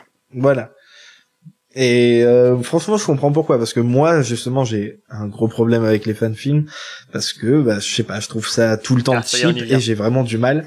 Mais voilà, j'ai réussi à mettre ça de côté pour Il était certains, plutôt dont joli en celui-là. plus. Hein. La réalisation était sympa, l'image était chouette. Voilà. À vous les Je crois studios. que c'est le fan film avec le meilleur générique de fin aussi. Oui aussi. Ah ouais. La Ah oui, musique, il je était l'ai écoutée en génial. boucle. Ah, j'ai pas regardé ça. Oh la vache. Et Il était les bien. Le images générique étaient de trop fin, bien. il est esthétisé en noir et blanc avec des casques de Storm et tout. Enfin, Et la musique il est originale vraiment aussi. très cool. Oui, la Mhm. musique aussi est super sympa. Ouais. Non, ouais, il était très très cool. Et Odyssey, j'ai eu plus de mal, moi, perso, déjà parce que j'aimais pas la voix off, je trouvais ça débile, ce qu'il racontait.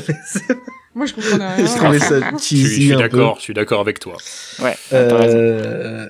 Et c'était Et Emmanuel un peu... Macron. Non mais désolé, mais ça m'a sauté aux yeux la première seconde que je l'ai vu, le mec. Oh la vache. Le héros, il ressemble à un start-upper, mais il s'est perdu. Il a rejoint l'Alliance au lieu de Il ressemble rejoindre pas à un Uber. start-upper, il ressemble à le start-upper. Voilà, non mais c'est je fou. pourrais plus voir le fan film sereinement. C'est bon, C'était un peu j'arrête Tu m'as de ruiné jouer le le truc.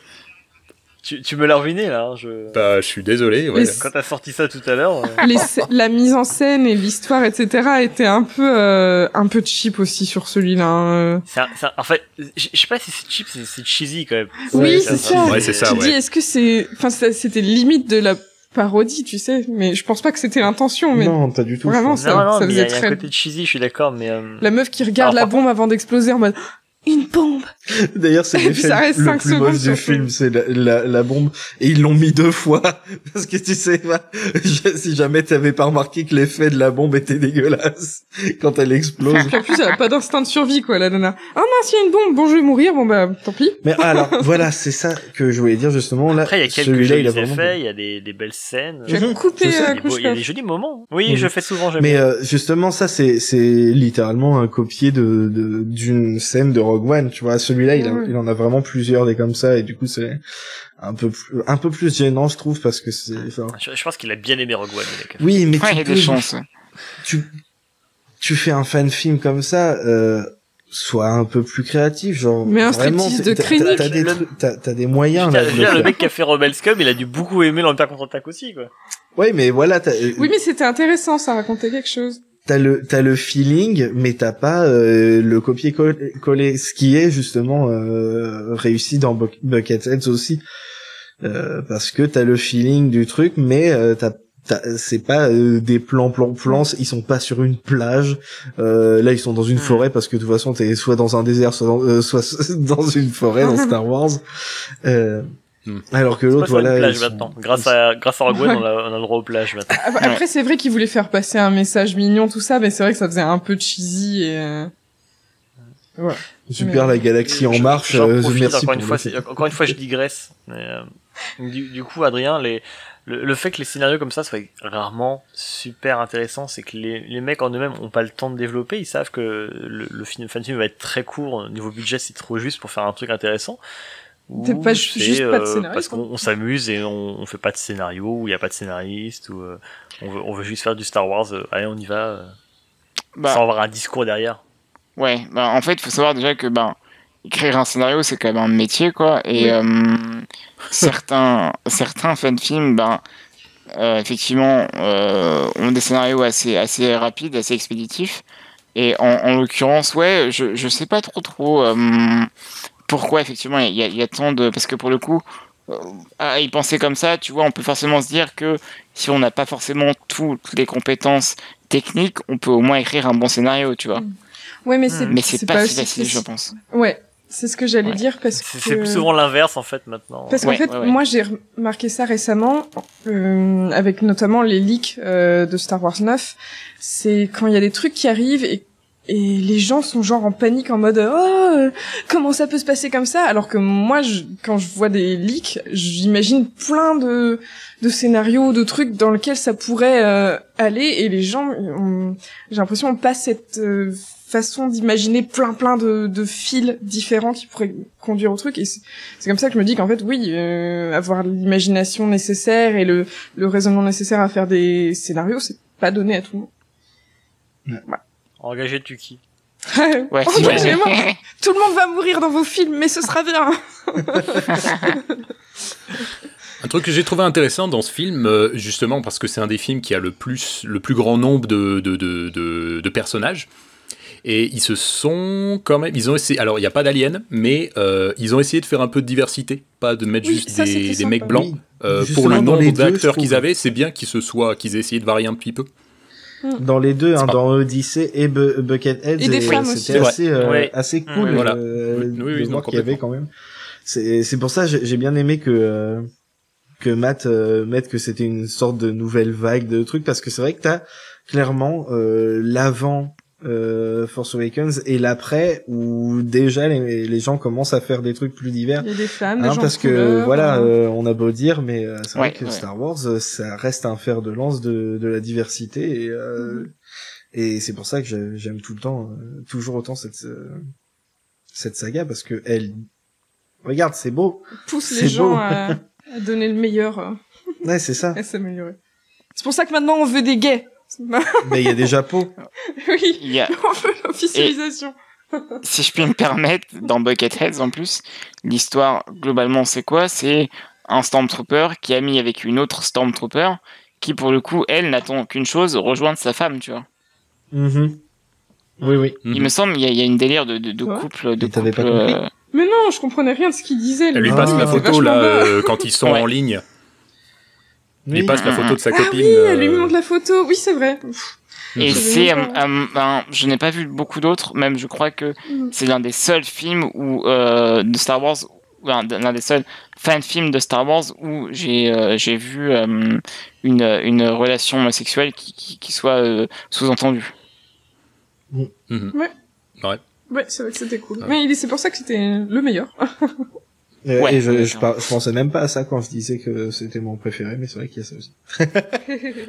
Alors moi, il y a un autre truc Espérons que juste j'ai, un autre truc que j'ai remarqué sur la nouvelle vague des films, c'est alors sur la playlist qu'on a créée, on a 3 films sortis en 2018. Donc voilà, on a Odyssey, Bucketheads et même Vader, même si on n'en parle pas. On a 3 films qui utilisent le cinémascope, le format cinémascope, donc voilà, très allongé. Et on a 2 films qui savent pas l'utiliser, c'est Vader et Odyssey. Il y a juste Bucketheads qui s'en sort bien, je trouve, parce que notamment dans Odyssey, c'est un petit souci, donc ils ont ce format cinémascope très allongé, mais ils font quand même des plans assez rapprochés, ce qui fait que ça découpe la tête des personnages, et l'action est pas lisible et tout, ils s'en sortent pas bien, alors que Bucketheads arrive à justement alterner des plans un petit peu, ils font quand même 2-3 gros plans, mais ils arrivent à l'utiliser correctement, à mettre en valeur leur super environnement de forêt. C'est le seul qui s'en sort bien, et ça fait partie de ce que je disais sur la mauvaise utilisation des plans qui me sort d'un film. Voilà, pour le coup, Bucketheads, il a aussi une super photographie, une super mise en scène, des jolis mouvements de caméra, c'était vraiment super réussi. J'ai bien aimé dans la mise en scène justement qu'ils mettent les close-up sur la résistance, qui a vraiment l'air d'être une menace en fait. Et j'aime bien aussi cet aspect-là, parce que techniquement, du point de vue des soldats de l'Empire, les autres c'est des terroristes, même si on sait qu'en fait ils se battent parce que l'Empire c'est une dictature. Mais du coup j'aimais bien l'aspect menace cachée, qui rajoute un peu de suspense et tout. Ils ont plutôt bien géré ça dans la mise en scène. Ben justement, je suis complètement d'accord avec toi sur l'aspect, voilà, différence de point de vue, parce qu'il y a un moment où les Stormtroopers discutent avec leur otage, qui est donc un dirigeant de la rébellion. Donc voilà, l'histoire de Buckethead, c'est un groupe de Stormtroopers qui doivent escorter un chef de la rébellion, et qui au bout d'un moment vont se faire attaquer vont se faire tendre une embuscade par les rebelles.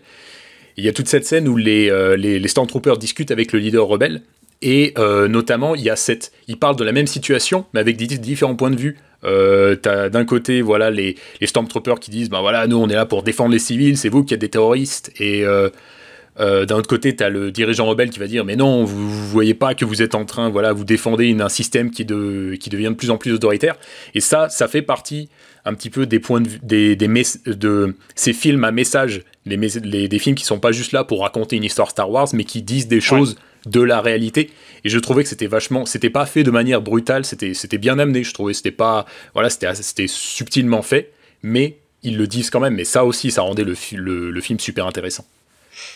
Ouais, avec le Stormtrooper qui connaissait un autre gars de la rébellion, c'était intéressant aussi ce côté, ils viennent parfois de backgrounds similaires, et c'est juste qu'ils ont pas pris les mêmes chemins. Oui, tout à fait. Ouais. Ça rappelle un peu l'idée avec Tam et comment il s'appelle, Kaz dans Star Wars Resistance, quoi. Ouais. Voilà.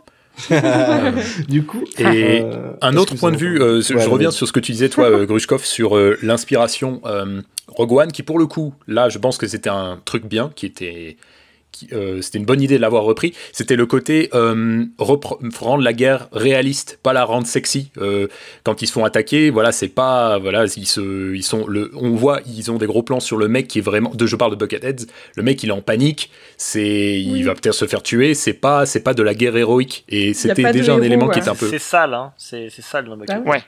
Et ça c'était un petit peu présent dans Rogue One, donc j'aimais bien. Ouais. Oui, dans Rogue One, ils sont très héroïques quand il y a la bombe nucléaire qui explose, hein, littéralement. C'est genre. Ok, donc ça c'est un mauvais exemple. Mais il y a certains moments dans Rogue One où au contraire. Les scènes sur Scarif, les scènes de guérilla sur Scarif, on est clairement dans un film de guerre.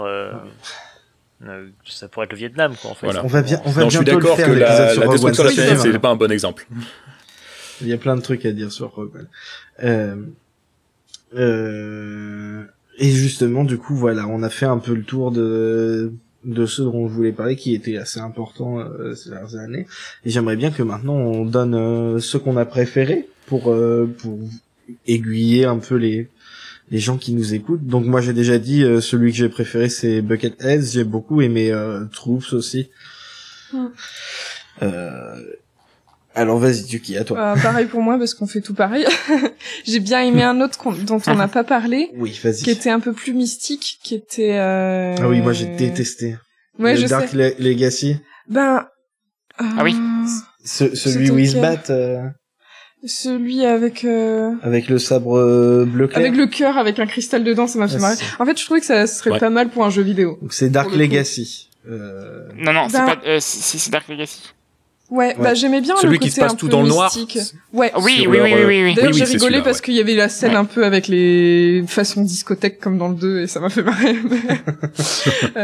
Mais moi j'aimais bien le côté un peu mystique, c'était un peu cheapos aussi, mais ça aurait été sympa en jeu vidéo. Par exemple. Mais clairement mes préférés Buckethead, le Troops dont j'aimais bien le propos et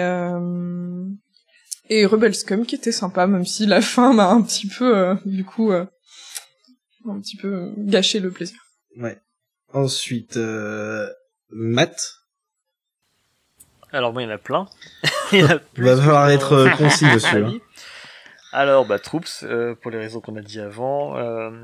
Maul, faut le voir une fois, on va dire, je pense. TIE Fighter, voyez-le. Une fois, 2 fois, c'est super cool. Rebel Scum, c'est un de mes préférés. En fait, on a parlé que quasiment de films que j'aime bien.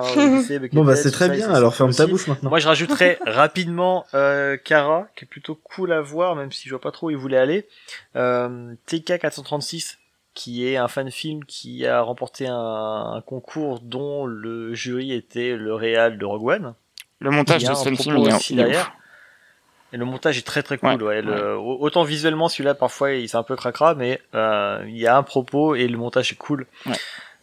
Scout est sympa à voir, c'est très beau, les environnements sont super cool, c'est du Endor, c'est de la forêt, mais c'est de la jolie forêt, on va dire ça comme ça. Et je termine rapidement avec un fan film. Je sais pas si on peut dire que c'est un fan film, mais c'est Funny or Die qui l'a fait. Storm, A Star Wars Story, c'est une histoire d'amour entre un Rhodien et un Stormtrooper. C'est génial. Oh, attends, il a pas compris le principe de préféré. Tu sais ce que moi, je les aime tous. Mon préféré, mon fan film préféré, en fait, Star Wars, c'est les Chicken Robots. Robot Chicken. Ah oui, ouais. Star Wars. Ils sont drôles, ceux-là. Ils sont géniaux. Si c'est pas un sketch, parce que c'est vraiment un fan film, mais c'est Funny or Die qui l'a fait. Je sais pas si on peut considérer ça comme un fan film, du coup, ou pas. Mais faut le voir, c'est super bien fait, c'est cool. On peut considérer ça comme un fan film, je pense. Et du coup, est-ce que Star Wars, on peut le considérer comme un fan film de Flash Gordon? Oui, mais il est complètement pourri en tant que fan film. C'est une question très intéressante. 6 minutes à ton tour. Moi j'hésitais un petit peu, mais finalement à force d'en parler, je suis d'accord pour Buckethead. C'est ça se joue avec Rebel Scum, mais je pense que c'est mon préféré. J'ai beaucoup aimé aussi Dark Legacy, pas pour les mêmes raisons que Tuki. L'aspect mystique j'aimais bien, mais Je sais que c'est pas forcément... c'est un truc dont on a déjà parlé. Vous êtes pas trop fan du côté quand les Jedi sont super puissants et tout. Moi, je trouve que c'est aussi un aspect intéressant de Star Wars. Et là, on est complètement dans ce délire-là. Le moment où le maître se démultiplie complètement, c'est complètement dingue. Ça a aucun sens. Mais moi, de temps en temps, je vais pas dire... Je suis pas en train de dire que Star Wars devrait être comme ça. Mais de temps en temps, je trouve que c'est vraiment jouissif à regarder. Moi, j'adore les trucs style... je sais pas si vous connaissez La Casse du Métabaron. C'est cette BD complètement dingue. Les mecs détruisent des galaxies. Et c'est ce délire un petit peu nerdifiant que j'aime bien dans ce film. Voilà, des trucs qui n'ont aucun sens, mais c'est vraiment cool à regarder. Donc, celui-ci est sympa, mais dans une autre catégorie. Ça aurait été fun. La force des fan-films, c'est aussi de transcender justement les fantasmes des fans, en fait. C'est là qu'ils peuvent vraiment les réaliser, en fait. D'ailleurs, c'est pour ça qu'un de mes préférés, c'est Vader de Star Wars Theory. Est-ce que t'en avais d'autres que t'as bien aimé, Ximnut? Plein, mais voilà, vraiment ceux-là, c'est ceux qui ont vraiment gardé mon attention. Ah oui, si, donc Odyssey, vite fait, je trouvais que c'était le meilleur sur les effets spéciaux sans sabre laser. C'était le mieux réalisé sur ce point-là. Il avait des problèmes d'histoire et pour les autres, mais sur voilà les scènes de piou piou piou, voilà, c'est lui qui s'en sentait le mieux. Super. Et du coup, on va finir sur l'expert, parce que toi, tu sais de quoi tu parles. Adrien, quels sont tes fan-films Star Wars préférés?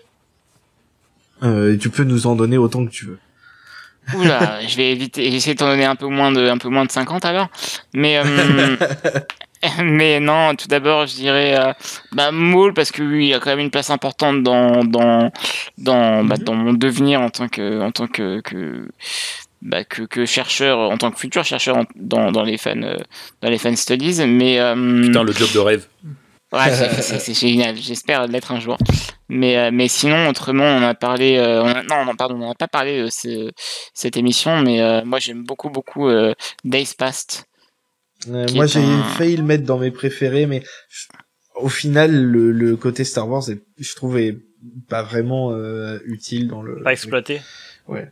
Moi, j'ai trouvé bof. Mais vas-y, je vais te laisser en parler. En gros, d'espace, c'est l'histoire d'une ancienne générale ou colonelle, je sais plus, de l'Empire, qui a finalement décidé d'arrêter et qui vit sur une planète désertique. Tiens, c'est étonnant, on n'avait jamais vu ça. Et qui finalement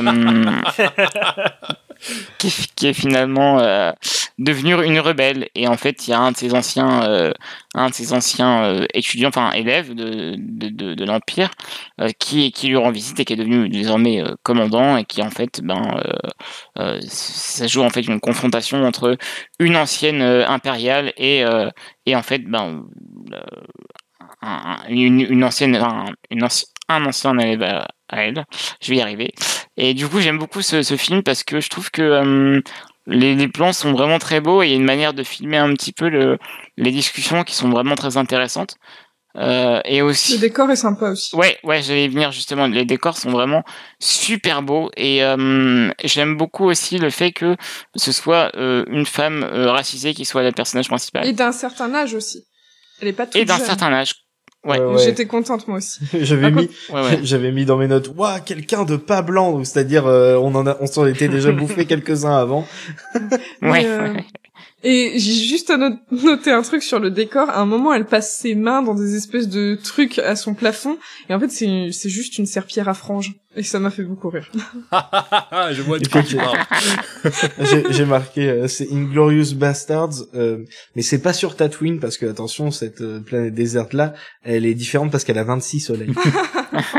Non, mais sur la scène de fin, t'as 3 soleils juste là, et tu sais pas s'il y en a pas d'autres hors champ, tu sais. Vas-y, tu peux continuer, désolé. C'est vrai que, moi, c'était l'exemple des films qui avaient des bonnes intentions, mais qui étaient filmés pas très bien, je trouvais, donc ça m'a sorti du truc. D'accord, ok. Mais donc, j'ai beaucoup aimé ce fan-film pour ce qu'il représente, et aussi pour l'idée rédemption qu'on peut trouver dans les nouveaux aussi films de Star Wars, en fait.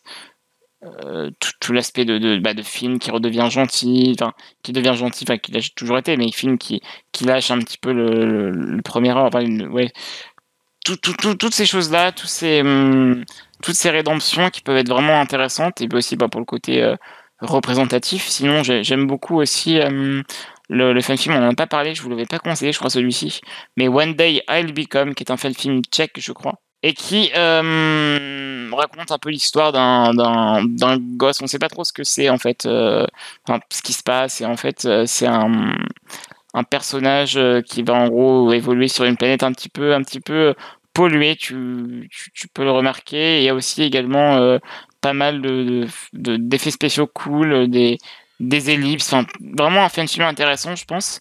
Et puis surtout que c'est pas un fan film américain, donc ça change un petit peu. C'est clair. Et sinon, je pense que l'un des fan films que j'attends le plus, ça va être naturellement un petit fan film qu'on attend, je pense ici tous, qui va pas être trop connu, je pense qu'il va pas trop marché au cinéma, mais qui s'appelle forcément Rise of Skywalker. Parce qu'il faut savoir que naturellement J.J. Abrams, j'aime beaucoup cet homme, mais avant d'être un réalisateur, c'est avant tout un gros fan de Star Wars. Oui. Et d'ailleurs, c'est vrai que ça, c'est un truc qui est assez intéressant, c'est quand les gens disent ouais, les nouveaux films, c'est que des fan films, genre, mais les gars, à partir de maintenant, ça va être que des fan films en fait, Star Wars. Oui, c'est ça. C'est juste que ce seront des fan films officiels faits par des gens qui savent vraiment ce qu'ils font et c'est-à-dire que eux ils seront pas strikés sur YouTube s'ils mettent la musique. Ouais, c'est ça. Ils ont 200 millions. Ouais.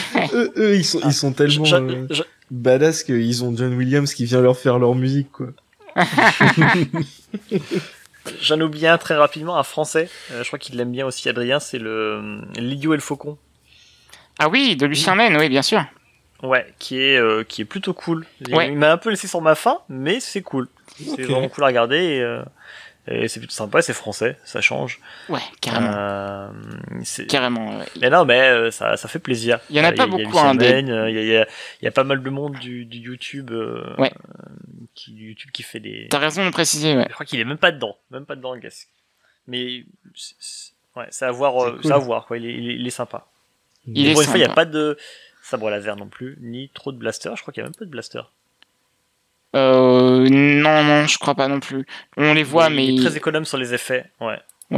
Bah c'est aussi le truc, c'est que c'est marrant parce que j'ai grandi vraiment avec la prélogie en tant que fan de Star Wars, et en fait j'ai découvert la trilogie originale un peu plus tard, et en fait j'ai vraiment, quand j'étais plus jeune, j'ai vraiment une fascination pour le sabre laser et tout ça, parce que je trouvais ça trop stylé. Putain, des lumières des sabres qui découpent tout et qui font de la lumière, c'est classe, quoi.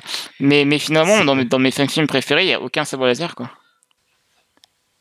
On a trop bouffé. On a fait l'overdose. Peut-être, hein, ouais. En fait, je trouve qu'en général, tout ce qui touche au sabre laser, au Jedi, aux trucs comme ça, je trouve que c'est largement mieux géré dans les vrais films. Enfin, les films à gros budget. Ouais. Et à chaque fois, je trouve ça très très cheap, en fait, dès que c'est fait. Comme on dit, c'est dans les autres. C'est là où les gens réalisent leur fantasme de fan, donc ça part forcément en latte dès qu'il y a un sabre, un Jedi ou la Force qui rentre en jeu. Donc tout de suite, ça fait un peu nanar, un peu cheesy. Faut que tu réalises ton film, Grushkov. Comment ? Faut que tu réalises ton film, le film que toi tu voudrais voir. Je vais en faire un jeu vidéo. C'est à un moment donné où il arrive à conclure et à finir l'épisode. Mais moi, je vous encourage à faire un fan film. Hein.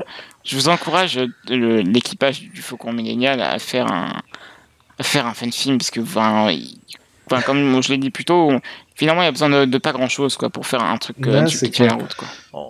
On en profitera pour aller voir Ximminute, on ira filmer à moins 30 degrés à Albert. Ouais, voilà. En plus, Ximminute, il sait où filmer, donc c'est parfait. C'est clair. Il est pas très chaud. Justement, parce que même si moi j'ai un peu de mal avec les fan-films, j'encourage tout le monde à créer ce qu'ils aiment, parce que il y a que comme ça que tu as vraiment ce que tu veux, en fait. Et oui, créer, c'est l'important. Mais en tout cas, moi je suis d'accord sur ce que je partais un peu du même point de vue que toi, Grushkov, sur le fait que j'avais vu Darth Maul Apprentice, c'est le premier que j'avais vu et c'est tout. Et j'avais un peu un mauvais a priori. Là, franchement, de les voir, ils sont pas tous parfaits, mais ça a vraiment amélioré mon impression. Oui. Ouais, et voilà, c'est génial que les gens aient envie de créer, en fait. C'est cool. C'est super cool. Donc, rien que là, utilisez votre amour et puis faites des choses avec. C'est bien. Faites pas comme Star Wars Theory et créez pas des trucs parce que vous détestez... Je couperai ça au montage. Oui, créer par envie, pas par réaction, c'est ça. Ouais, Oui, c'est ça, c'est super bien. Exactement. Ouais. Et surtout, en fait, enfin, on peut être vite bloqué par les limites techniques ou esthétiques qui peut forcément y avoir un film amateur, mais en fait, pour faire un film, il n'y a pas besoin de grand chose, et surtout, on peut en faire de différentes manières. On peut en faire surtout faire un film de Star Wars, il y a eu des parodies, il y a eu des remakes même, et il y a eu des nouvelles histoires, mais il y a aussi plein de méthodes pour les faire. Il y a eu des dessins animés, il y a eu des en stop motion, il y a eu des images de synthèse. Lego, ouais. Il y a En les Lego, Lego, par c'est vrai exemple, qu'on en a pas parlé, mais il y a beaucoup de Lego Ouais. aussi.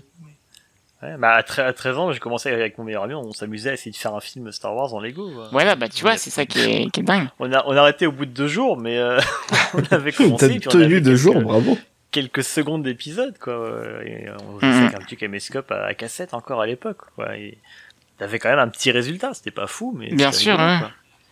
Et même au-delà de ça, si vous n'avez pas de quoi filmer en vrai avec ne serait-ce qu'un téléphone, bah vous pourriez, même si vous aimez bien un jeu vidéo, bah faire des machinima par exemple, des choses comme ça. Simplement des fanfics même. Hein. Ouais, des fanfics ou même bah, comme Fetuki et Grushkov, des sagas MP3, ça marche très bien aussi. Bah ouais. Il y en a eu quelques-unes d'ailleurs en France, hein. Mais Ximnut il est beaucoup plus expert que moi là-dedans. Merci Ximnut. Désolé, je suis désolé, je savais pas si tu voulais que j'enchaîne ou tout, non. Non, c'est pour ça que je te dis merci, bravo. D'ailleurs, ce qu'on vous dit pas, c'est que depuis tout à l'heure, Grishkov, il rage sur le Discord, il veut qu'on finisse, il en peut plus. Sauf que ça fait moins un quart d'heure qu'on retient, qu'on allonge et tout. J'arrête de parler, pardon. Et comme ça, c'est intéressant, bah, il ose pas, et moi je relance à chaque fois. Oui, c'est mais tu veux, maintenant, même Oxymnut, il est là, qu'est-ce que je fais? Je dois parler, je dois pas parler. Tu veux que j'en cite ou non? Vas-y, allez, vas-y. C'est un Mexican stand-off. Il y a plein de parodies dans Star Wars. Si je dois citer juste une qui a une histoire originale basée sur Star Wars, vous cherchez, ça s'appelle les Chevaliers de la Force. Vous tapez ça, voilà, ils ont encore un site internet qui marche et tout. Malheureusement, comme beaucoup de saga MP3, elle est pas terminée, mais c'est une sorte de préquel à l'épisode 1.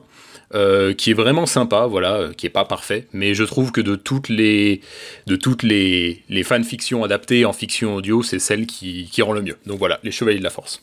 Du coup, Adrien, où est-ce qu'on peut te retrouver sur les réseaux sociaux?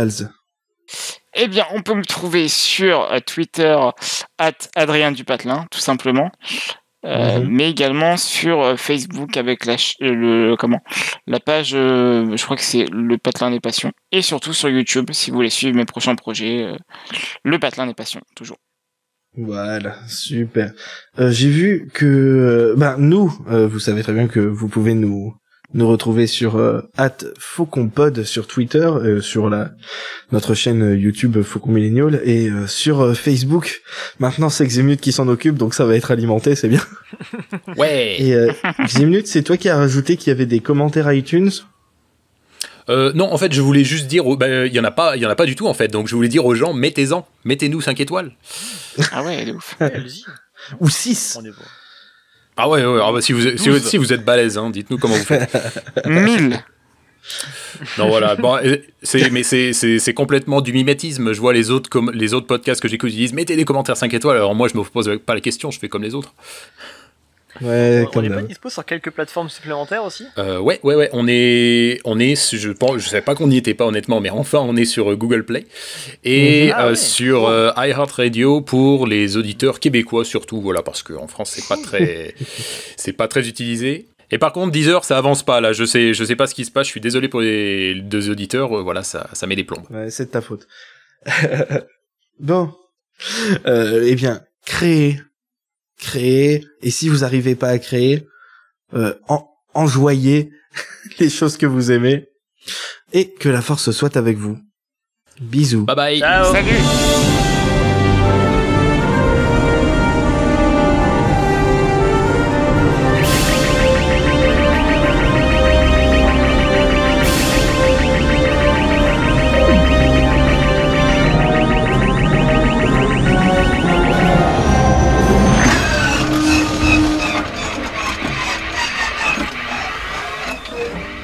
Où étiez-vous passé? Nous discutions avec des amis.